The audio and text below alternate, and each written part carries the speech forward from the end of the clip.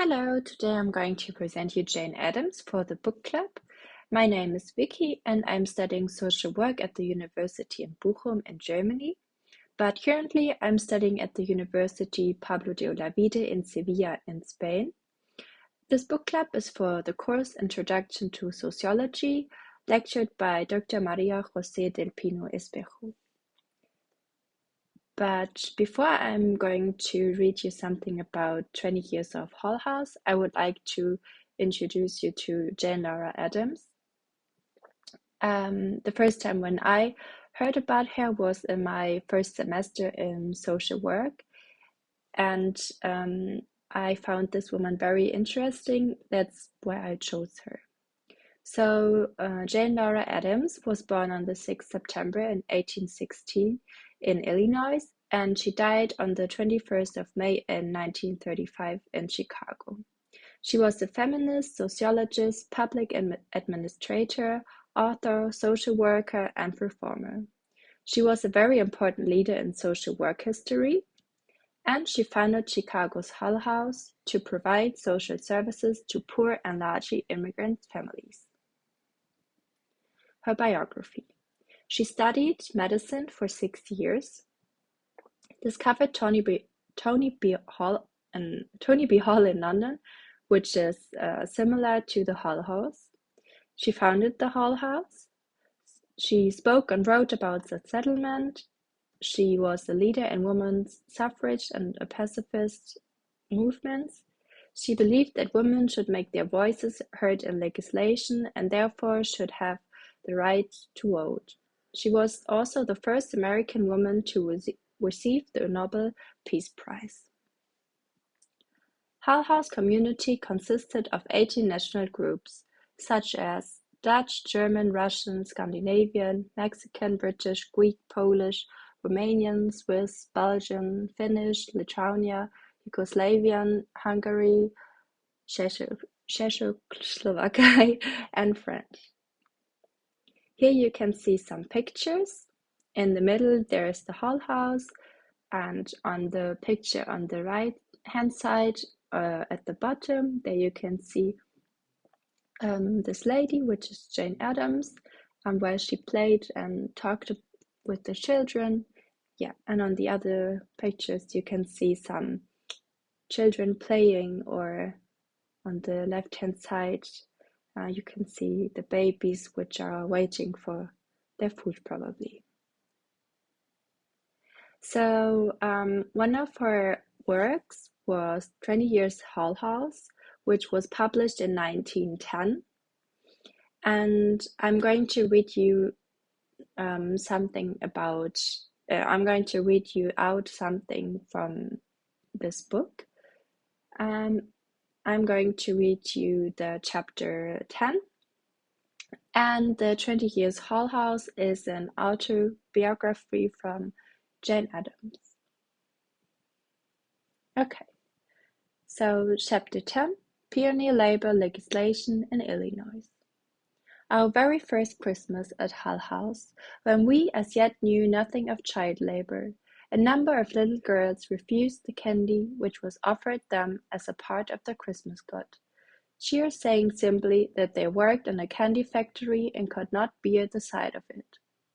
We discovered that for 6 weeks they had worked from 7 in the morning until 9 at night, and they were exhausted as well as satiated. The sharp consciousness of stern economic conditions was thus thrust upon us in the midst of the season of God will.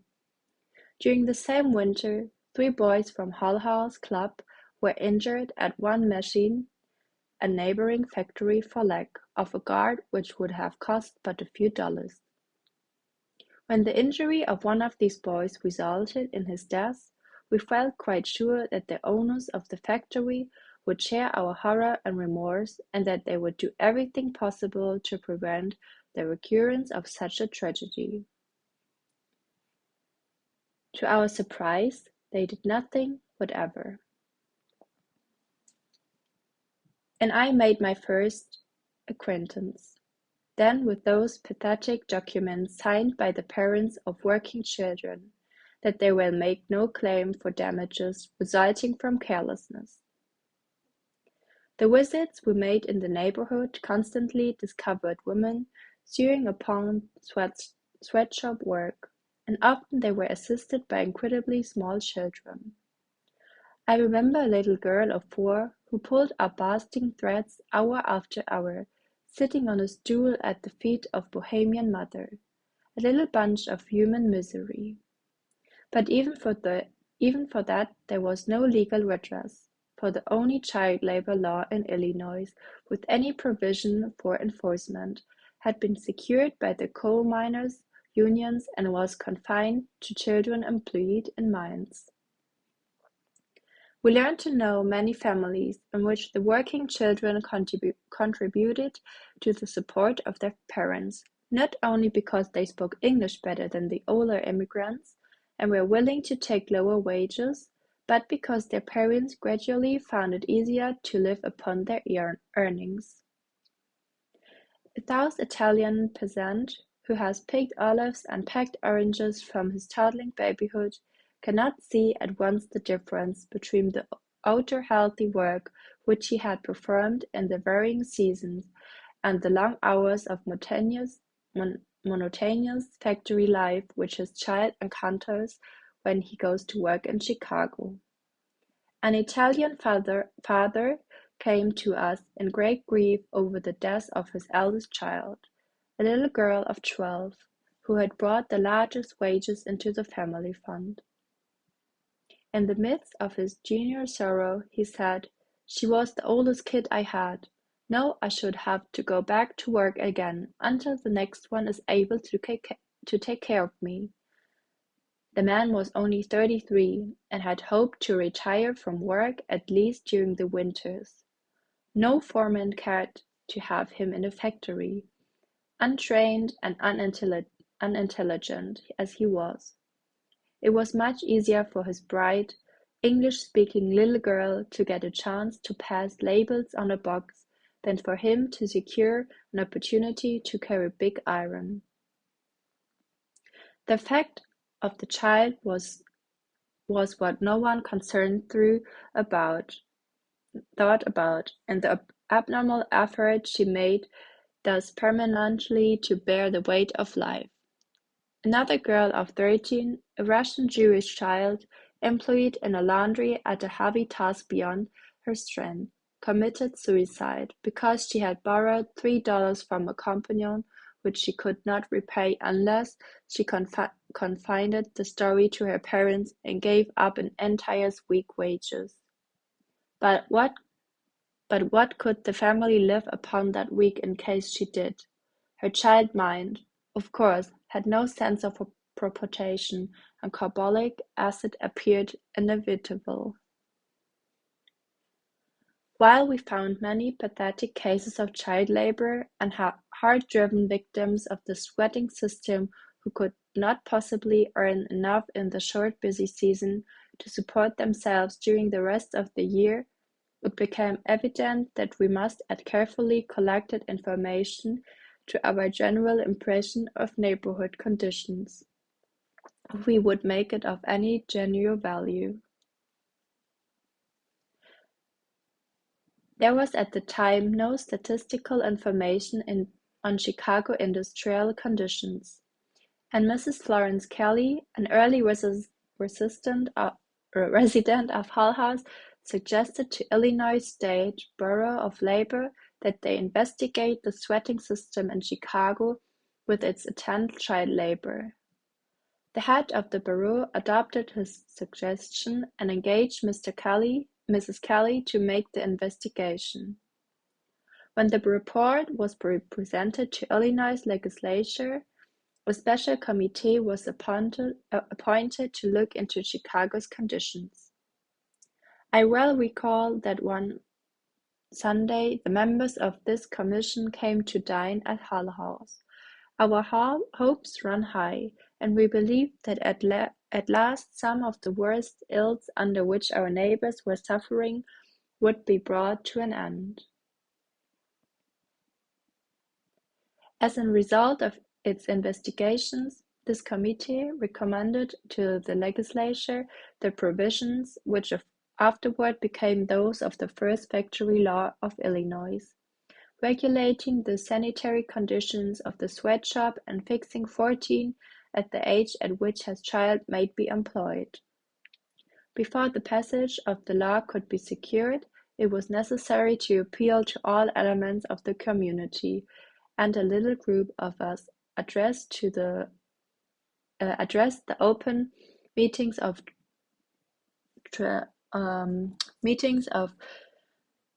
trust unions and of benefit societies, church organizations, and social clubs literally every evening for 3 months. Of course, the most energetic help as well as intelligent understanding came from the trades unions. The Central Labor Body of Chicago, then called the Trades and Labor Assembly, had previously appointed a committee committee of investigation to inquire into the sweating system. The committee consisted of 5 delegates from the unions and 5 outside their membership. 2 of the latter were resistants of Hull House and continued with the unions in their well-conducted campaign until the passage of Illinois' first factory legislation was secured, a statute which has gradually been built upon by many public-spirited citizens until Illinois stands well among the states, at least in the matter of protecting her children.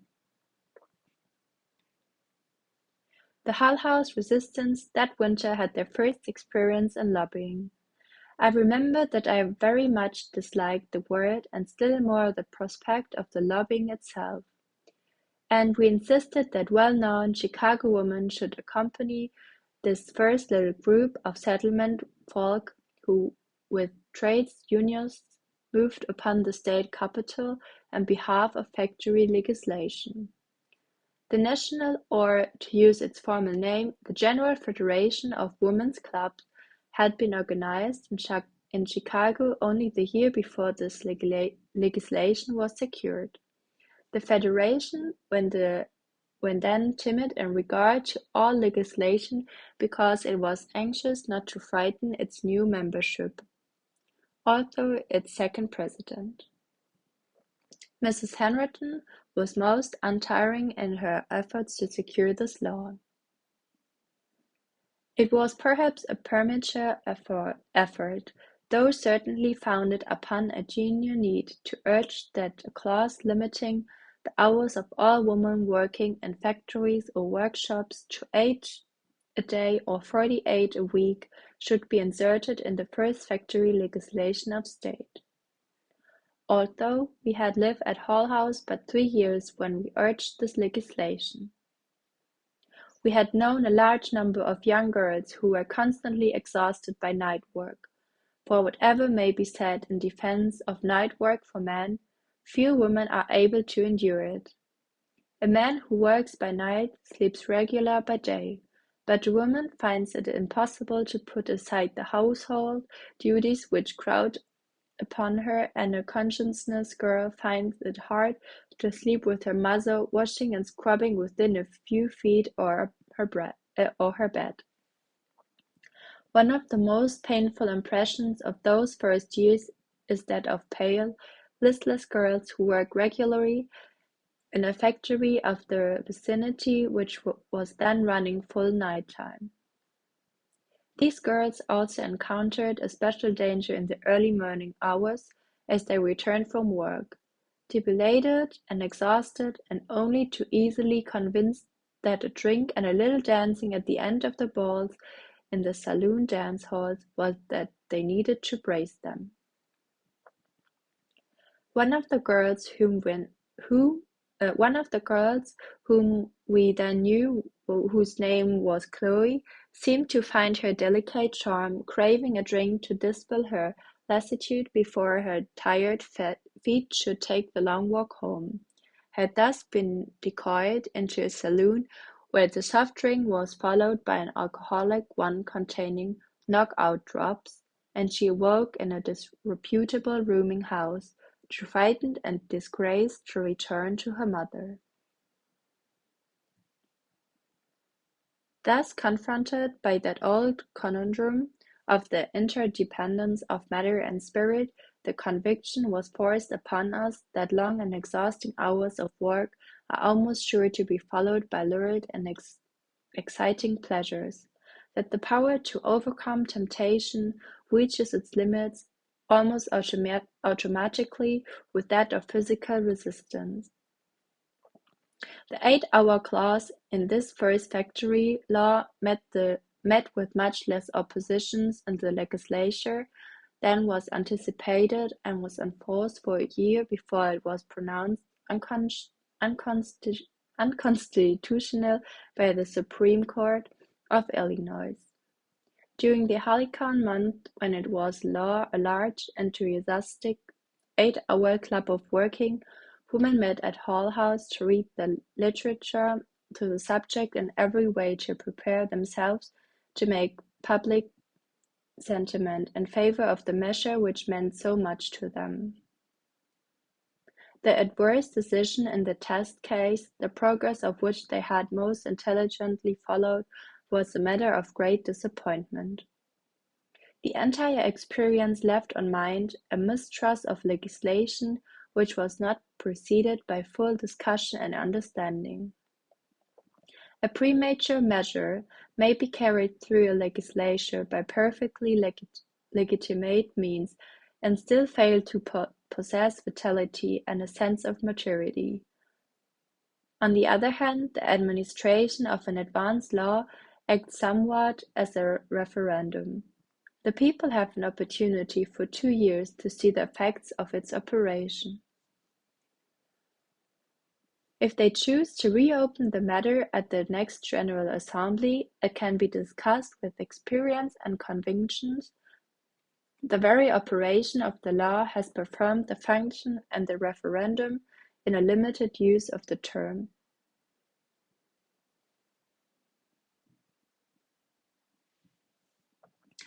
Founded upon some compunction, the sense that the passenger of the child labor law would in many cases work hardship was never absent from my mind during the earliest years of its operation. I addressed as many mothers' meetings and clubs among working women as I could in order to make clear the object of the law and ultimate benefit to themselves as well as to their children. I am very happy to remember that I never met with lack of understanding among the hard-working widows in whose behalf many prosperous people were so eloquent. These widowed mothers would say, "Why, of course, that is what I am working for, to give the children a chance. I want them to have more education than I had." Or another, "That is why we came to America, and I don't want to spoil his start, even although his father is dead." Or, "It's different in America. A boy gets left and he isn't educated." There was always a willingness, even among the poorest women, to keep on with the hard night scrubbing or the long days of washing for the children's sake. The bitterest opposition to the law came from the large glass companies, who were so accustomed to use the labor of children that they were convinced the manufacturing of glass could not be carried on without it.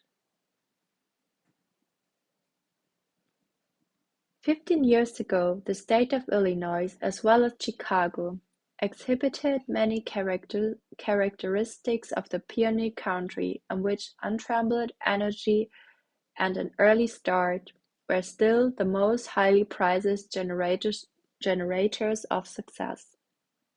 Although this first labor legislation was but bringing Illinois into line with the nations in the modern industrial world, which have long been obliged for their own sakes to come to the aid of the workers by which they live, that the child, the young person, and the woman may be protected from their own weakness and necessity.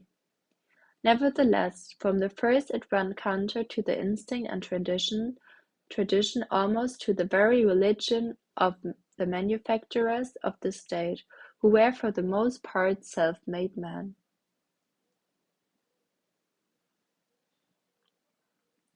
The first attempt in Illinois for educate factory legislation also was associated, in the midst of businessmen, with radicalism because the law was secured during the term of Governor Altgeld and was first enforced during his administration. While nothing in its genesis or spirit could be further from anarchy than factory legislation, and while the first law in Illinois was still far behind Massachusetts and New York. The fact that Governor Altgeld pardoned from the state's prison the anarchists who had been sentenced there for the Haymarket riot gave the opponents of his most reasonable legislation a quickly utilized opportunity to couple in with that descended word. The state document which accompanied Governor Altgeld's pardon gave these ungenerous critics and further opportunity because the magnanimous action was marred by personal rancor, betraying for the moment the infirmity of a noble mind. For all of these reasons, this first modification of the undisturbed control of the aggressive captains of industry could not be enforced without resistance marked by dramatic episodes and revolts. The inception of the law had already become associated with Hull House, and when its administration was also centred there, we inevitably received all the odium which these were afford entailed. Mrs. Kelly was appointed the first factory inspector with the duty and a force of 12 inspectors to enforce the law. Both Mrs. Kelly and her assistant, Mrs. Durrance, lived at Hull House. The office was in Polk Street, directly opposite, and one of the most vigorous deputies was the president of the Jane Club. In addition, one of the early men resistance, since dean of a state law school, acted as prosecutor in the cases brought against the violators of the law.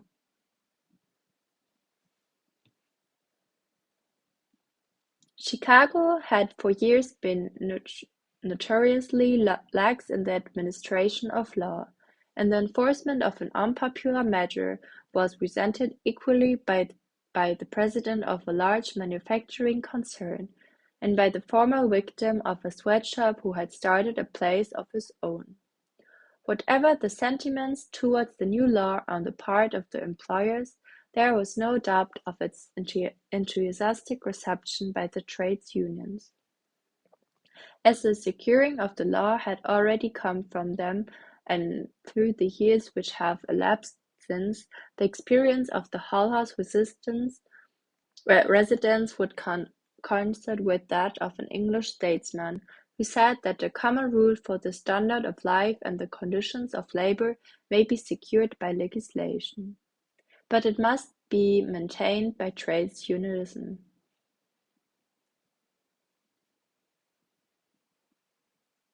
This special value of the trades unions first became clear to the residents of Hull House in connection with the sweating system.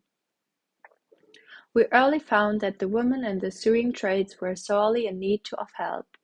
The trade was thoroughly disorganized, Russian and Polish tailors competing against English-speaking tailors, unskilled Bohemian and Italian women competing against both. These women seem to have been best helped through the use of the labor when unions of specialized workers in the trade are strong enough to insist that the manufacturers shall give out work only to those holding union cards.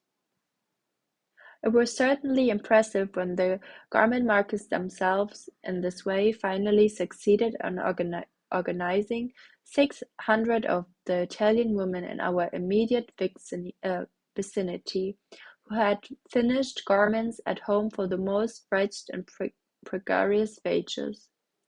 To be sure, the most ignorant woman only knew that you couldn't get clothes to sew from the places where they paid the best unless you had a card. But through the veins, and most of them there were pulsed the quickened blood of a new fellowship and sense of comfort and aid which had been laid out to them by their fellow workers.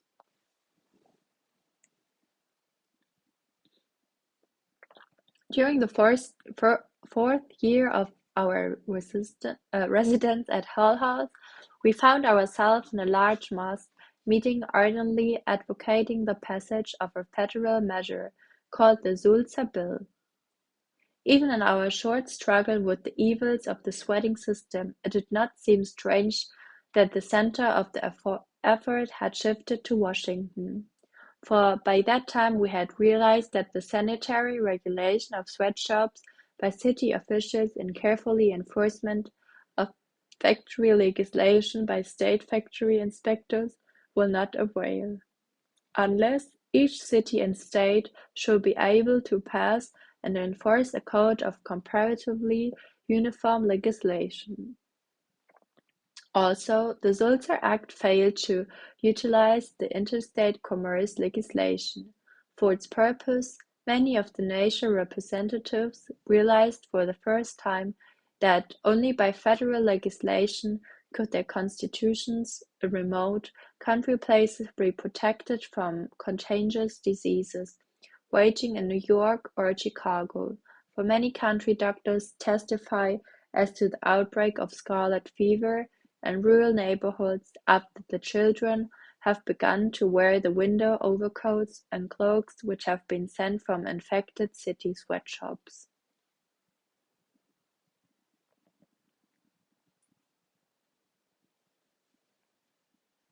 Through our efforts to modify the sweating system, the Hull House residents gradually became committed to the fortunes of the Consumers League, an organization which for years has been approaching the question of the underpaid sewing woman from the point of view of the ultimate responsibility lodged in the consumer.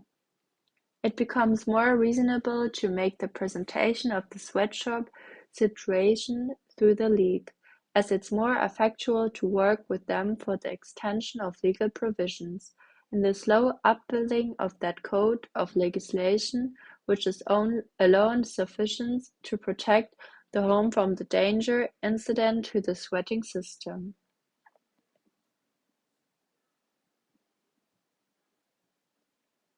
The Consumers League seems to afford the best method of approach for the protection of girls in department stores. I recall a group of girls from neighboring Emporium who applied to Hull House for dancing parties on alternate Sunday afternoons.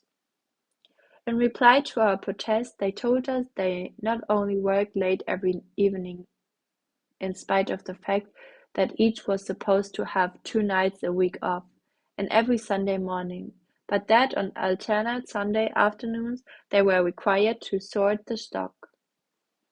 Over and over again, meetings called by the clerks' union and others have been held at Hull House protesting against these incredibly long hours.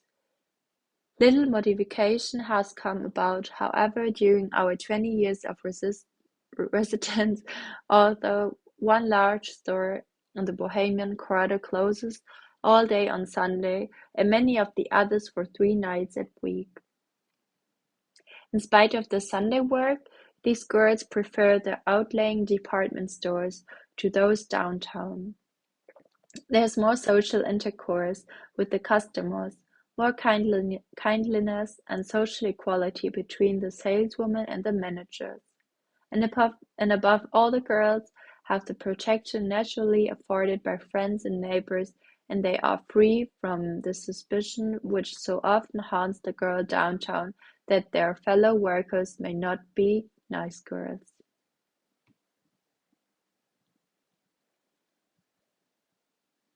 In the first years of Hull House we came across no trades unions among the women workers, and I think, perhaps, that only one union composed solely of women was to be found in Chicago then.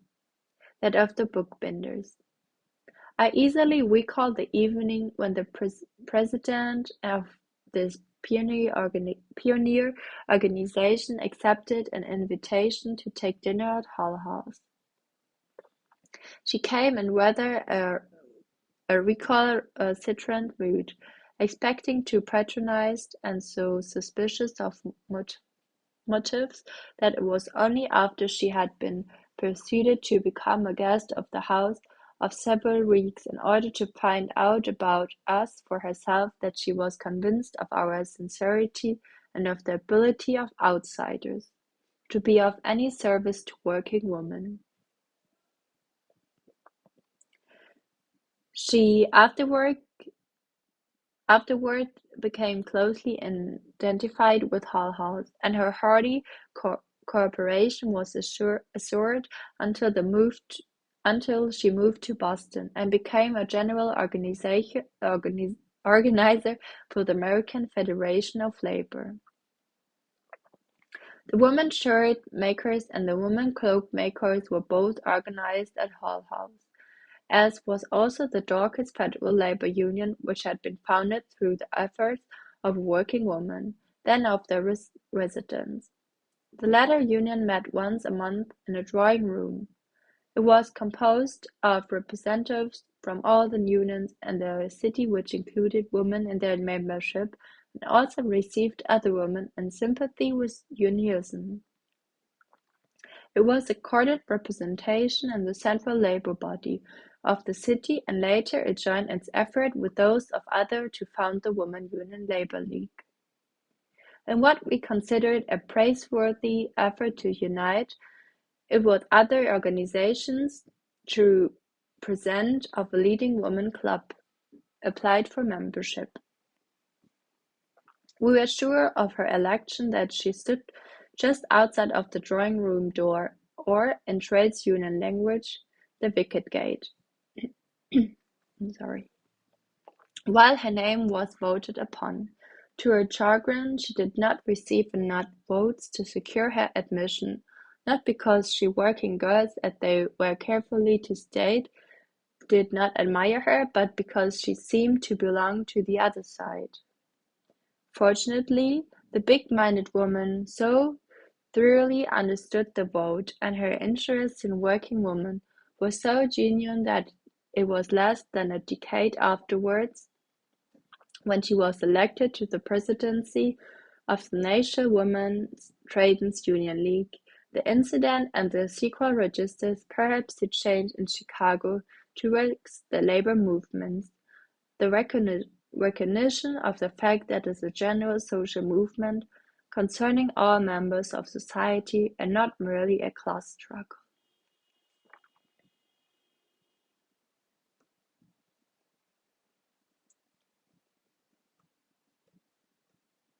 So these were this was the end, or I ended at page 7 because I thought it's a nice ending up to here.